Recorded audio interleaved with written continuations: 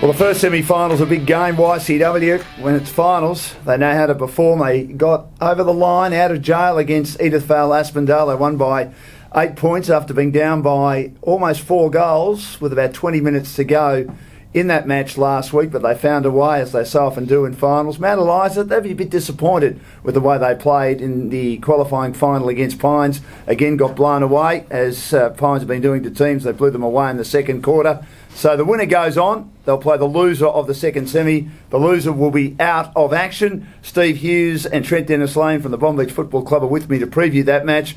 Trent, we'll start with you. Key matchups here, and the performance of YCW in getting through again, you just can never rule them out. Yeah, I saw a little bit of footage from the last quarter on the weekend. Obviously, Minchington had an absolute blinder of last sort of 20 minutes. Rumour has it that he was carrying a bit of a calf injury as well, so it'd be interesting to see how that pulled up. And I was actually at the Mount Eliza and Pines game on the weekend.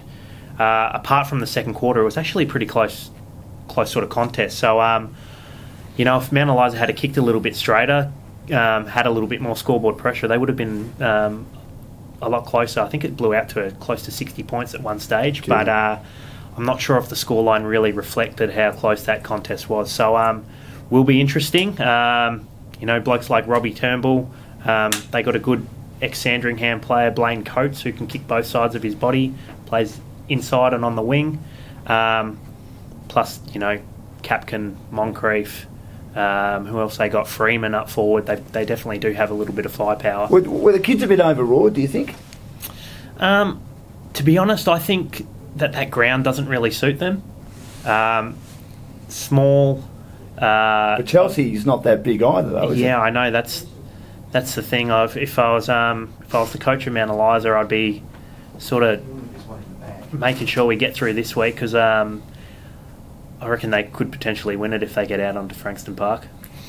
What do you think, Steve? I mean, Mount Eliza have been pretty good this year. They've surprised a lot of teams. A lot of the so-called experts had them missing out on the top 5 going into the season. I joined the competition at the halfway mark, and they were playing really good footy. They've blooded a lot of kids that have done well.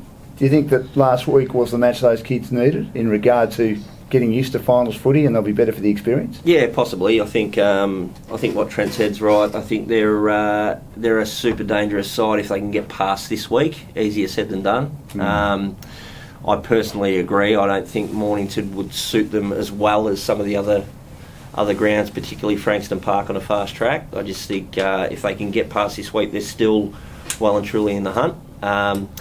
Look, I think what Trent said earlier about a couple of their players, I really rate Robbie Turnbull. I think he's a beauty. And if you can get him on the outside using the footy, spurting forward, he's a really dangerous player. That combined with guys like Gormley, Moncrief, Freeman, they can hit the scoreboard quickly, as well as they're a side that really works well off half-back. If the opposition forward give them a lot of space and allow them to dictate terms coming out of their back half, they hit the scoreboard really quickly. So, they're a dangerous side. It's just going to be an interesting matchup against Cappy's boys at YC. Obviously, they pulled it out last week, and just shows that they're still hungry and they're still well and truly in the final series. Trent, you look at YCW, they are just match hardened, as Steve said. They know how to win finals, they've got a lot of experience.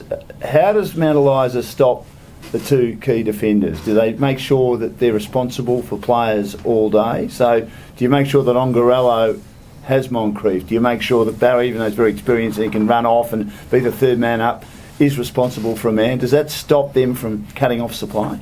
Yeah, I suppose it's all about not letting their back. They're very, very good, well-polished back 6 that work really well together. One thing we sort of tried earlier in the year was not to let that back 6 settle.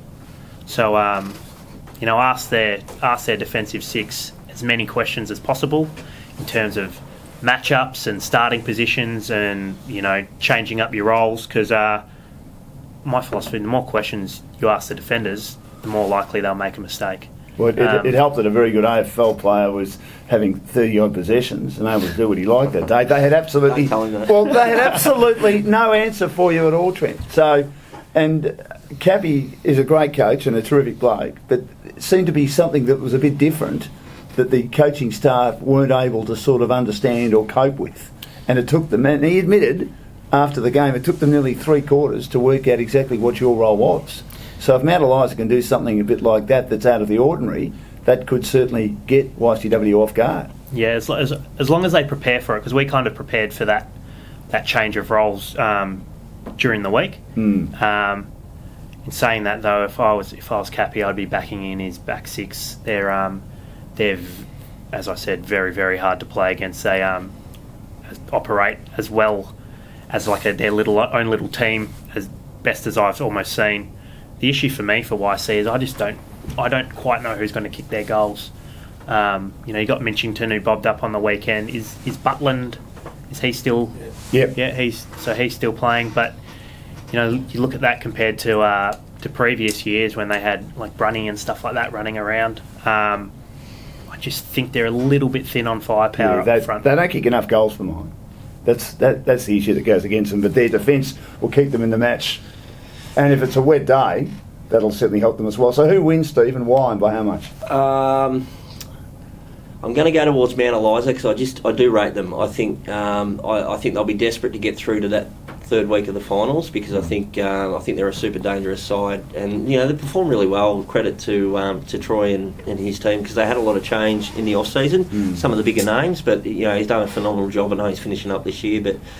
He's done a terrific job. He's got some really good young kids, but they've definitely got a fair bit of firepower. And what Trent mentioned about the YC side of things, the dynamic has changed a little bit. Lilac's missed pretty much the second half of the season, who's a core player for them and has been for a long time. I know Scooter McLeod's missed a fair bit of footy, and then what he mentioned earlier about the forwards, you rewind 2 or 3 years ago, you had David Bodley, you had Anthony Brunn. Now, a lot of the responsibility for goal kicking falls on a young kid like Butland's shoulders, as well as obviously Mincho played really well last week. But I probably think that might be the difference in the game. And Trent, you think that there's just not enough firepower for YCW and that Mount Eliza can win, and by how much? One thing I've learned is that you never write off a champion team. No, so never. I'm going to tip with my heart here. I actually want YC to win the whole thing. Do you? I do. Why? Well, they've won, 7 of the last 8. They may as well make it 8 out of the last 9 until hopefully Bonnie returns to the finals next year. And it's the Roger Federer syndrome, isn't it? I mean, people say, why do you want him to keep winning? You want him to keep winning because you want to see a champion dominate. And we've been lucky enough to broadcast him and commentate him for a long time, those who have been in the media for a long time. But they conduct themselves really well as a footy club as well. They do, absolutely. I know Cappy really well, and even, obviously we don't like to talk about it too much, but even last year we had a horrible day on grand final day, but they were a humble footy side. We respect them pretty highly, so I understand what Trent's saying with that. Fair enough, boys. Looking forward to a terrific weekend, and thanks so much for your views on it. And we can't wait to see what happens in the first division. The first semi-final, of course, being played on Saturday, and the second semi-final on Sunday. The first semi-final between Mount Eliza and YCW at Chelsea. Second semi-final, winner will get a direct path through to the grand final. Sorrento and Pines at Mornington. Enjoy your footy. May the best team win.